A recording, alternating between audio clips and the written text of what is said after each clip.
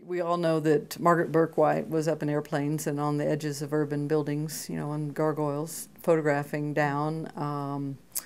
And that's what I loved about the Water in the West project is it's split between women and men. And there are a lot of women in the landscape photographing. It's one of those things, though, as a tradition is set, and then how do you charge the gates and change the perception that, you know, this is not just a male bastion. Yeah, bastion.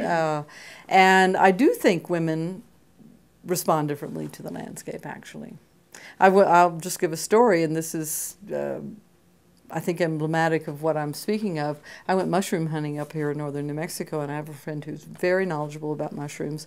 And men and women were out in the landscape. The men were off charging to find more mushrooms. The women sat down and started talking, and we looked around, and oh my goodness, there were 47 different mushrooms just around us. So that kind of quietness, that understanding of the you know, kind of finding yourself in the cadence of the place you are, rather than traversing it and conquering it. And not all men do this. I have to say that also.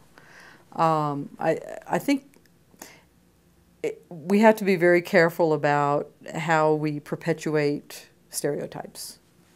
And a lot of the men that I know in the Water in the West project are very contemplative guys.